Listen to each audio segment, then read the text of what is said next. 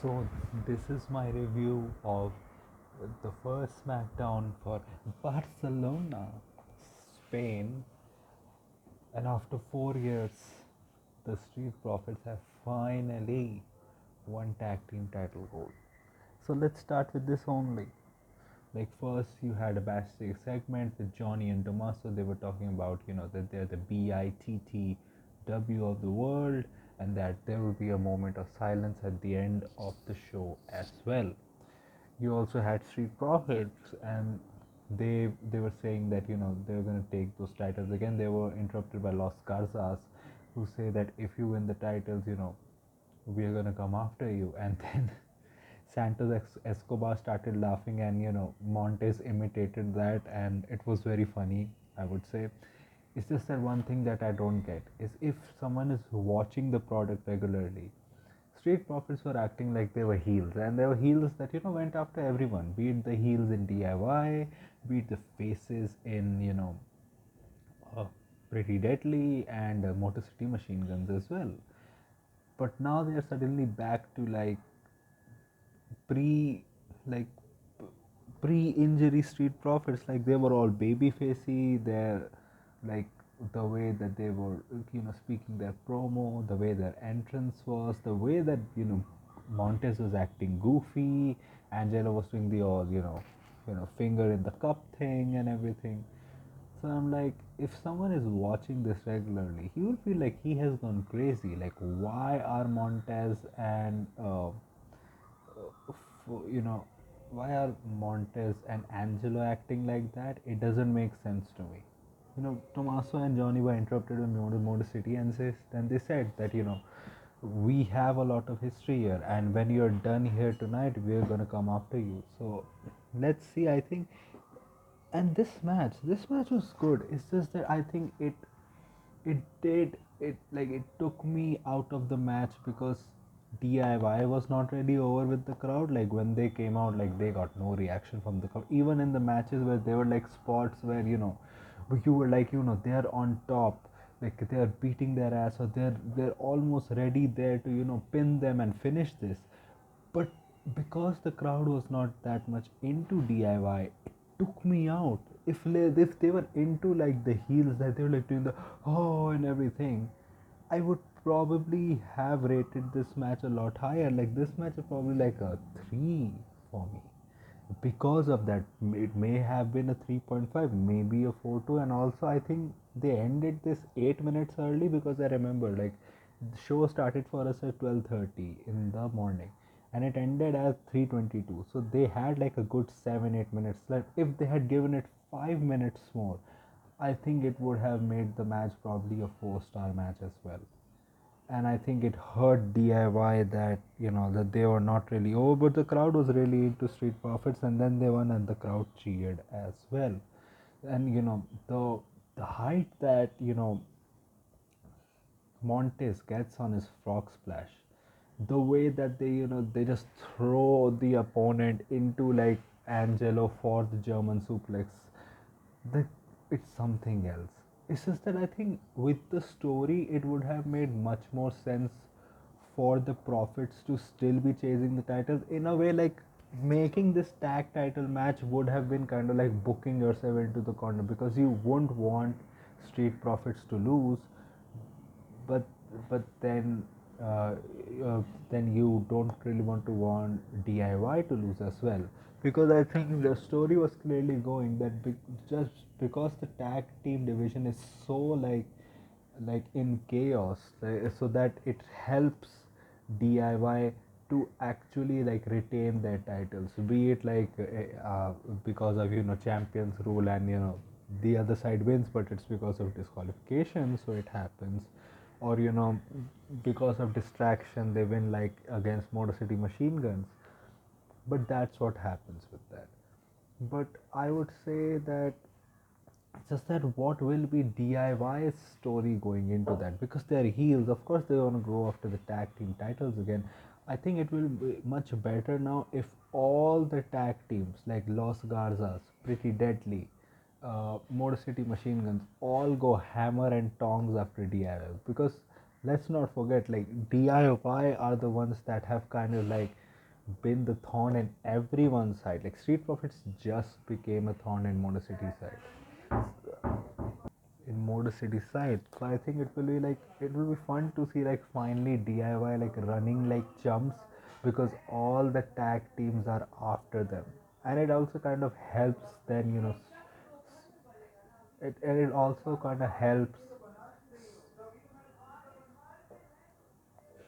and also kind of helps Street Profits become fighting champions because they already have a contender set because they already have a contender set in Pretty Deadly, which I think they'll probably win, pretty easily. But I will probably have Street Profits defeat Pretty Deadly, but have it be in a way that Pretty Deadly can claim that they kind of lost because of distraction and everything, and maybe then you can get them involved in the tag team title feud too, and then do like a ladder match, a fatal 5-way ladder match at Mania. Though, if you really want like a gritty feud between them, it would make much more sense for Motor City to face Street Profits to face DIY in a triple threat tornado tag because probably the ladder match is going to be one of the United States Championship matches or the Intercontinental title matches. So it kind of makes sense. It's just that then what does Pretty Deadly and Los Garces do then? Because they have been pretty involved in this tag team rivalry, then what do they do? And how do you like kind of write them out? Like, so they're just not gonna get involved because they are not tag team champions anymore? Like, what does that make sense? Let's see what happens. Like, I'm glad that the tag team division on SmackDown is getting focus. I just hope that they are written well going forward too, because giving the Street Profits the win has kind of like uh, force them to write new things. I think probably the original plan would have been for Street Profits to win at Mania. Like I don't know what changed that they had them in here like what 5 weeks before Mania, 6 weeks before Mania. Because one thing is clear, I don't see Street Profits coming out of WrestleMania as champions because I think maybe Street Profits win or maybe Hunter gives Motor City Machine Guns, he builds them up to a level that when they get their moment at WrestleMania again, like they are finally like over with the crowd because they got a reaction here from the crowd. It was a small pop, but it did get a reaction from the crowd. And Motor City gets their like real moment at WrestleMania, and then you can finally have a good like Motor City Machine Guns title run, and maybe you can get like Fraxium on the main roster, and maybe Fraxium becomes the tag team to take the titles of Motor City Machine Guns. Or maybe it can be Carmelo Hayes and Trick Williams as well. Maybe you keep the titles on Street Profits. Maybe you give it to someone like a Pretty Deadly. Pretty Deadly can have their moment. They don't really need to hold the titles for too long. You can build Pretty Deadly kind of like the underdog team that everybody wants to win. You can have maybe Carmelo and Trick team up, and then they go after the tag team championship and they win it from Pretty Deadly like surprisingly, and then you have a Carmelo and a Trick run. Maybe Carmelo and Trick go after the Street Profits and they win the tag title from there in surprising way, in a way, because they can have promo battles too, and they can have a good match and a surprise win. Maybe can finally get Carmelo over with the crowd as well.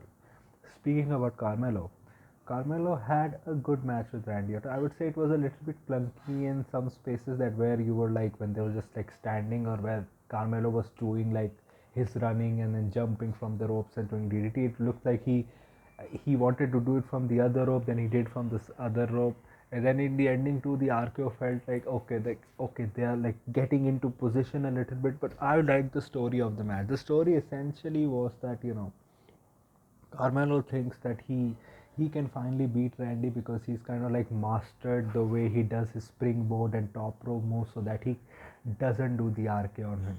The thing is, he practices so much that he didn't really focus on the one thing that RKO can just come out of nowhere, whether you're coming from the springboard or the top ropes or if you're in front of him. And that's what cost him. He gave him a code breaker, but Randy Orton immediately got up and gave him a RKO. So I think it did well for Carmelo. Carmelo got a little bit of a heel reaction from the crowd when he came out, And also after the match, Randy tried to shake his hand, but Carmelo refused, so he gave him an RKO again because Carmelo like pushed him, and he refused the handshake at the start of the match too. Then he was going for the punt kick, but Kevin Owens came out. He saved Carmelo from it, and he kind of like pushed Randy and ran away. And you can see Randy like fuming, like he was hearing voices again. He was, when he first walked into the arena, he was with his wife as well. Like that punt kick on Kevin is gonna go crazy on Mania, and it's just the first time I think since Kevin has turned heel that he's actually running from people. He has not run from anyone, be it Sammy, be it Cody. He has gotten his ass kicked sometimes, but he has not run from everyone. So I like this detail that even Kevin is like afraid of this new Randy Orton. Like even Kevin Owens is like, nah, nah, nah, I'm not having of this Randy Orton. So I think this actually builds up Randy Orton as much more of a predator as well in this feud. That this is a Randy Orton which is unhinged, which is out there for baying for Kevin Owens' blood for what he did to Cody and what he did to him, like almost ending his career. Then I think the Chelsea stuff on the show was also good. Like she was on backstage with Alba and what's her name, Piper Niven, both dressed up in all black like security guards. Her service, and essentially like she was talking about B Fab and everything, how she beat her. Then she was interrupted by Zelina Vega, and Zelina wanted a shot, but they were like, you need to face these women first before having a shot at me. So we were having Zelina versus Piper Niven next week. I get that it's very awkward that when people show up on a show in that week and then they announce that in front of the crowd in backstage, like get excited for a match that is not happening in your city, which is happening next week. Like it's pretty awkward. It kind of works when it's like a tweener, like a heel doing it. Like when Paul Heyman came out, like his whole promo was pretty heelish. That it was a bad promo, like Roman Reigns Day scene, and because it essentially was that uh, that Roman hates Punk and especially Seth Rollins, and that some people are angry that Paul Heyman is, the wise man of the tribal chief, and it's not CM Punk, it's Seth Rollins, and that he will be there to address it next week. I like he put like a Mussolini line as well, that they just buy a 12-hour ticket to get to Italy. It's not like Mussolini is going to stop you at the border. Like it was a very out of nowhere line. But this promo was really like this. Like what I said, it was the gist of it, and that's what is happening. Like Roman Reigns is returning next week in Brussels, Belgium. With CM Punk also announced that he's going to confront Roman Reigns at SmackDown as well. We're probably going to get Seth Rollins in there too. So it's going to be awesome. Then also, like I think with this show was that if this was on like a US show, it probably would have been like a 2.5 show, because because I think the crowd really saved this show, because like Damien Priest versus Shinsuke Nakamura, who would get excited for that? It felt like because the crowd was reacting so much to these guys, like even they like over exaggerated on their moves. Like they'll do like a suplex, but they'll do it with more theatric, like because of the crowd. It's like Damien Priest versus Shinsuke Nakamura. Like how can I analyze that match? But because the crowd was so hot, like it was a fine match for me. Like you had a Drew McIntyre promo, which I think he could have given much more. Like he should have been much more angry in that. It felt like they do have history, but it's like so abstract because they were not really like directly ever involved, because Damien always got the scraps of it. It felt like maybe if Drew put in more of his hate that he had when he did like the Sami Zayn promo after coming back from Hell in a Cell, I think it would have landed much better. But it's a feud which actually has history, because Drew said that I got screwed at all my big moments, and Damien Priest was the one who took advantage of those moments. Like be it at WrestleMania when I was attacked from behind, which was really funny because he didn't show that he actually like went into CM Punk's face and CM Punk like laid him out on the table before attacking him from the back. Like he also said that what happened at Clash of the Castle, like he was screwed and Damien got the scraps. Even at Money in the Bank, he tried to take it head on. He won the Money in the Bank. Even then, he got screwed, and Damien took the scrap. And he was like the only reason that Damien became a world champion and he was on the top for so long was because of him taking the advantage of him being blindsided. So the feud does make sense. Like the match was fine. Even in they, it looks like like Damien Priest is really like Triple H's boy. Like I think the match where Damien Priest was on top, like they were like good, fast pace. He was getting El Campeon chance as well. They were really into Nakamura too, so it went like it got like a very like mixed crowd in the match. I think whenever Shinsuke was on top, like it got slow. Like you could see like Shinsuke is like he's not the same Shinsuke. He's very slow in the ring. His kicks, his knees look good, but he's just slow in the ring now. In the end,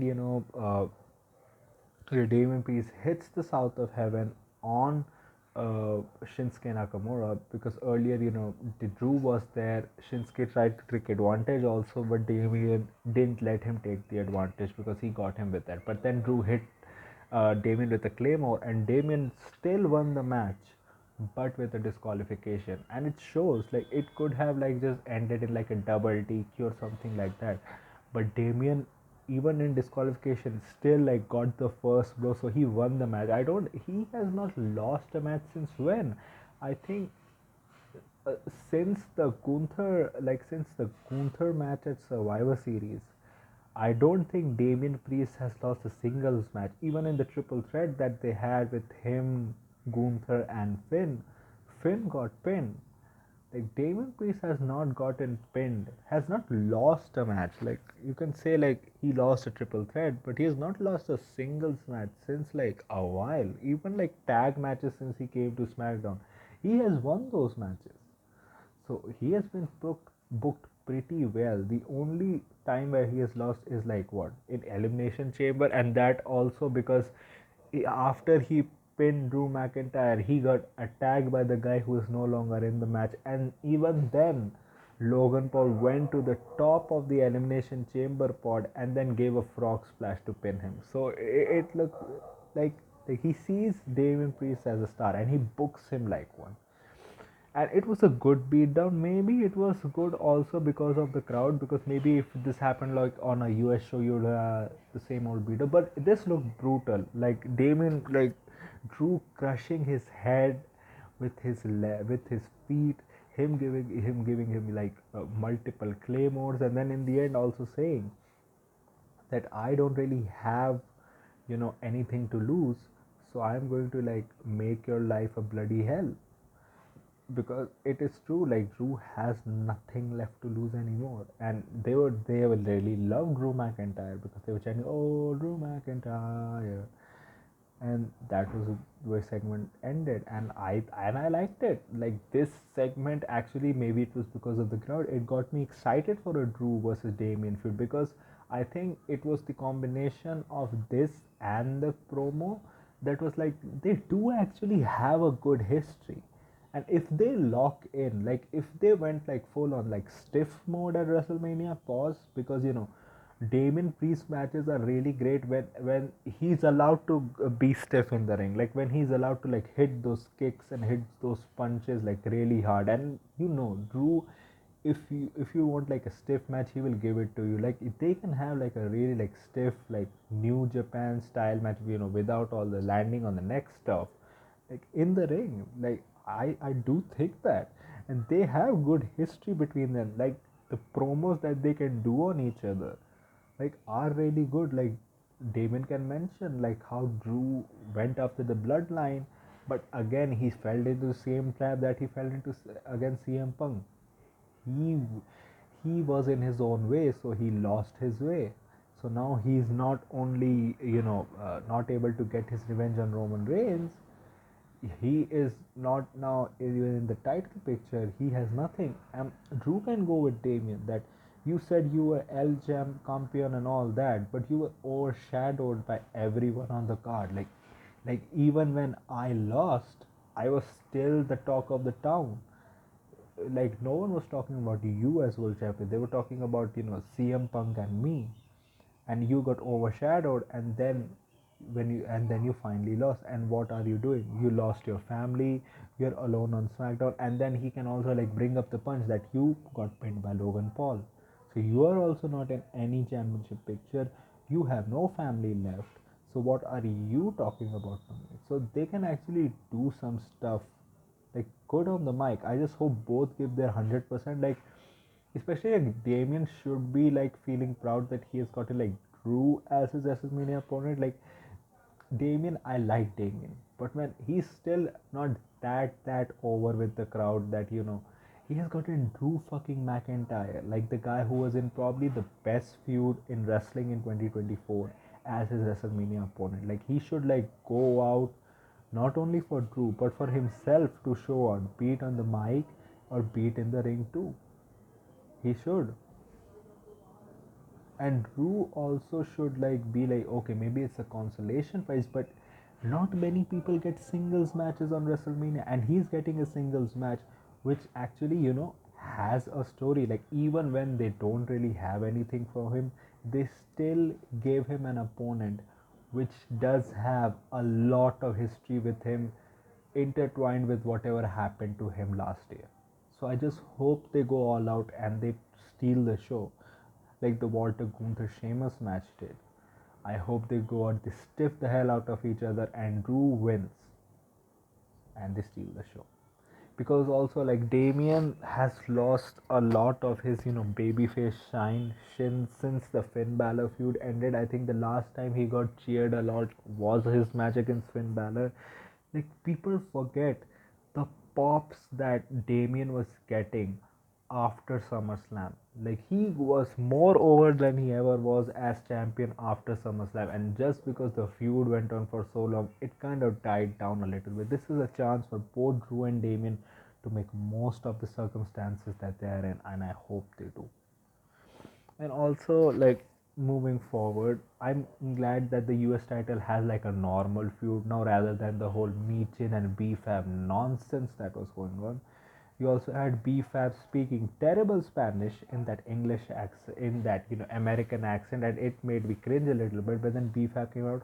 Her song is fine. It's just that when she goes, that's when the cringe part is. This match was like much of nothing, I would say. Like BFAB got more than what I expected in the match, but she got kind of chopped out in the end. Charlotte was playing to the crowd a lot, like doing and then doing like the Stephanie Walker moves, even though Charlotte has done them earlier.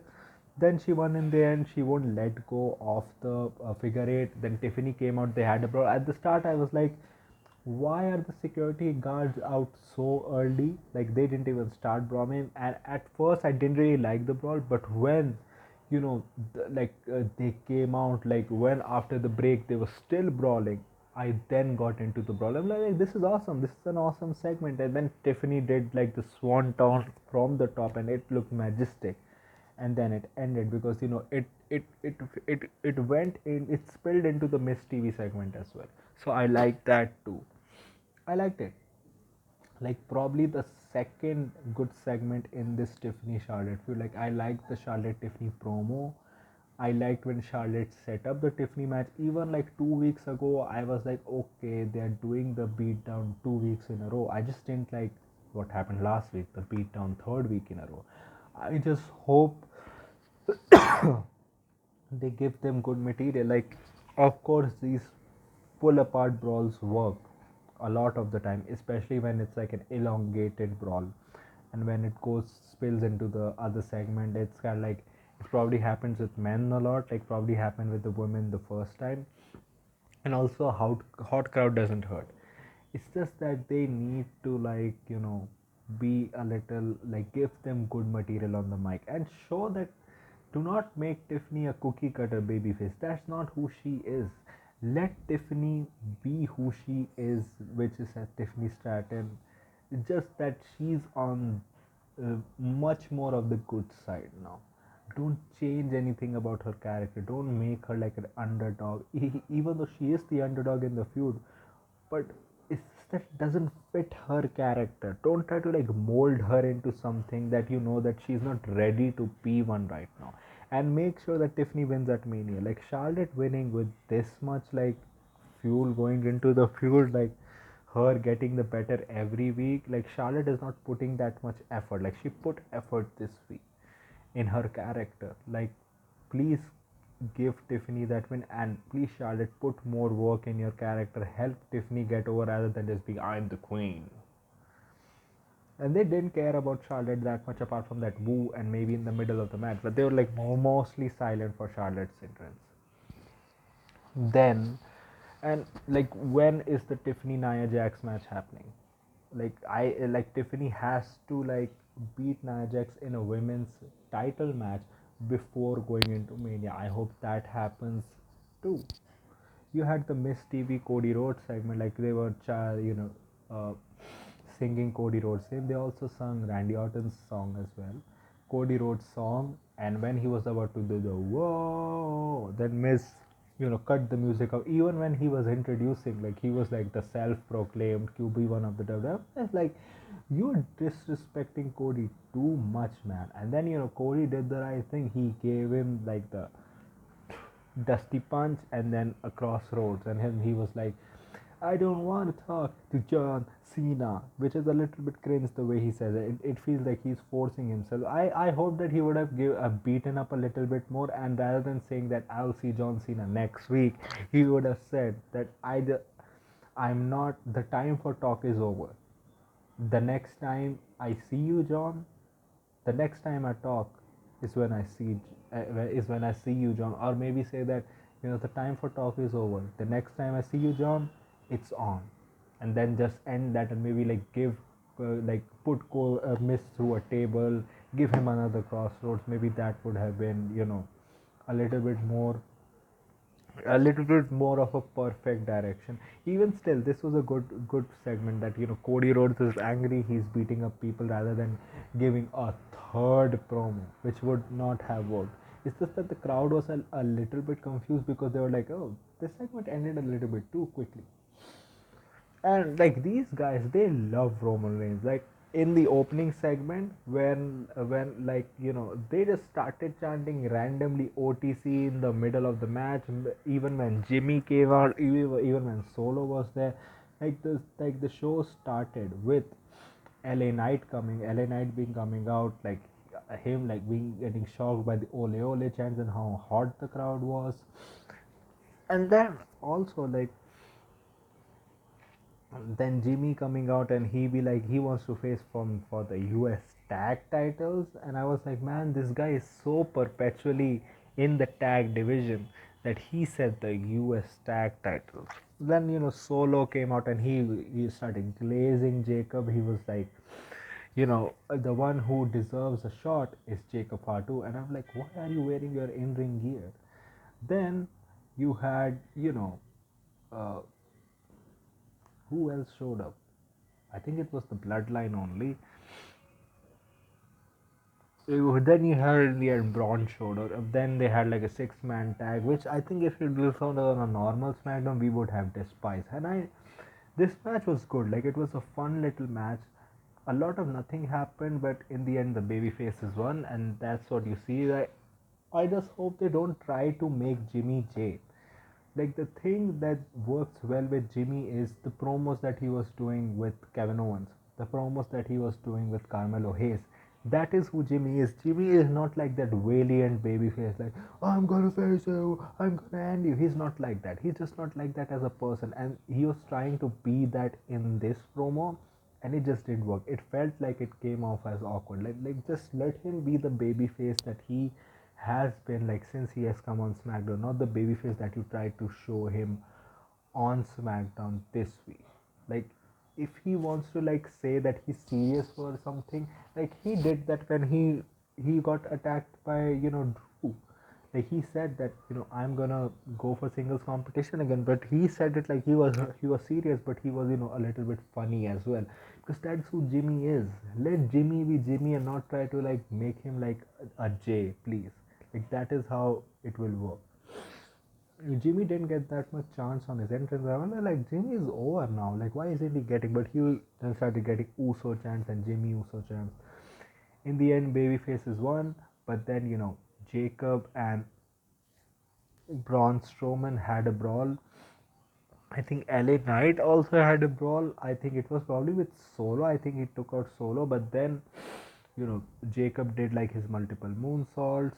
And then I think the only, like, you can say, the downfall was that when Jacob like came back from like the top of the stage running and did like the running like cross body, he missed most of Braun Strowman. It still was awesome because the crowd reacted loud and you felt great. But if he had just hit that perfectly, you would have been like, yeah, because then they went to went to backstage and then like Solo was feeling that Jacob promo, even Tama, and Jacob was like, it's enough, and next week I'm gonna end you, Jacob. Far two, and it's the gist of the and next week we are getting Braun and Jacob. I just feel like because a stipulation is not announced, maybe the match ends in a disqualification with probably like Braun winning because of disqualification, but then Jacob like takes out Braun, so we don't see Braun till WrestleMania, and I think Jacob probably gets added to the ladder match at WrestleMania, and you see he gets costed the match with because of a returning Braun Strowman at Mania, and then you can have like a stipulation match with Jacob like finally beating Braun Strowman, maybe at a Backlash or maybe at a Smackdown after WrestleMania. But then when they're celebrating, Jacob turns on Solo Sikoa, and then maybe you do Jacob and Solo at Backlash. Then you end that, and then you go forward with Jacob Fatu, whoever he faces in the future. I think that's what you do with Jacob going on in the future. Also, what happened on the show was I almost missed this. Like the Jade Naomi stuff was recapped as well, and that you had like a earlier today promo with in an empty arena. Jade was talking about with Kathy Kelly. I think Jade has not really improved her acting. I guess what she was trying to do was she was trying to be like the person who is trying to like hide her emotions because she doesn't want to feel vulnerable on camera. She was trying to sell that. It just felt like her words had emotions but her face did not, which kind of put me off, even though she was trying to go for something else. Like she said that maybe Naomi should have pushed me harder. Like this shows how much jealous Naomi is because of me, and that we were the big three. Like I'm really sad about what happened. But then they were kind of like interrupted by Liv and Raquel because they were walking backstage, because they are the SmackDown tag team. They're the tag team champions, so they got to be on both shows. And Liv was very funny, very annoying as well. Her laugh is like like it comes from the diaphragm. Her laugh, and she was like saying that, you know, I was getting beat up by Naomi and Bianca. I was getting blamed because of you. And she was like, not, the time is not now. Not now is not the time. And then Liv said, like maybe you should get yourself, get crushed by a car again. Like you stupid idiot. I like the way she said idiot. And then it was said that Jade and Liv are going to face each other next week, and I think this is going to be like a big test for Jade because Liv has been going crazy for the past, since she has lost the title, be it in tag team action and be it like you can say like in a multi-man action in Elimination Chamber. Like Liv is gonna go out there and she's gonna try to put a banger and try to make Jade look like $1,000,000. It's up to Jade. We have to see like if she has improved or not. It's going to be a big ask for Jade because most probably maybe Jade will win this match because maybe Jade will lose because Liv is the Liv can take a loss because she's the tag team champion now. But Jade may probably loses because Naomi interferes and then Liv gets the win. But it's going to be something like it's the biggest test that Jade has faced in her career. Like this will decide if she's just another like meathead which they are pushing because she has a certain look, or she actually has the makings of a star. Because looking at her promo, like she does have the the raw material there. to succeed as a star. Let's see if she has that in the ring too. Let's see what happens. So I guess I didn't miss anything, right? So this was, as a SmackDown, a 3 out of 5 SmackDown for me, but that's not bad. Like, it's like the great crowd, a great like last half of the SmackDown too. I like the first half too. I just hope that they can make. You also had Gunther versus Axiom, a great match. Like, Axiom got a lot out of it. He kicked out of Gunther's powerbomb. Like, he was getting cheered by the crowd as well. Like, Gunther was like, I know a kid, like, referencing to Axiom's previous gimmicks as a kid. And they had a pretty great match, and it showed. The only thing you had to do with Gunther was, like, you didn't need to give him like major feuds. You could have just given him, like, make him the John Cena United States Championship challenge, a World Heavyweight Championship challenge. Like, Gunther can just come out in his gimmick and be like, I am the like protector of the ring, and like whoever is in the back, like, come out and face me 1 to 1 and show like why you deserve my respect and why you deserve to win the World Heavyweight Championship, and just have bangers every week. And they showed he has had bangers with Akira Tozawa, with Otis, and a great match with Axiom. Axiom really showed out, and I hope now whenever he comes up with Nathan Frazier, like, they're awesome. And you're probably gonna get Gunther versus Nathan Frazier in UK because they're having a show in U and in the O2 as well. You also had teasers of Ray Phoenix and Malachi Black too. I'm liking that Ray Phoenix is in like in his own singles run before eventually they go back together as Lucha Brothers. It's gonna get a little bit difficult for Phoenix to get over, because you have more guys looking like Ray Phoenix in mass. So it's going to take a lot for Phoenix to get over, but I hope they have plans for him set. Malachi also had a return tease because it had black room with white stuff rising, not that stuff, but smoke, and with the letter 4. So what does that mean? Probably in 4 weeks, on in 4th April, we're gonna see Malachi also there. So a 3 out of 5 SmackDown for me. So what are your thoughts about the SmackDown? Tell me about it in the comment section. If you like this type of content, like, share, and subscribe. If you don't, then share it with those who do. My social media links, which are my Twitter/X link and my Instagram link, are in the description below. So go follow me on that. My UPI ID link, which is ShareBoy@ICICI, is in the description too. So go donate any amount of money which you can, which can help me make YouTube a permanent career option. So that was it for me for right now. So thank you. Goodbye. Alvida.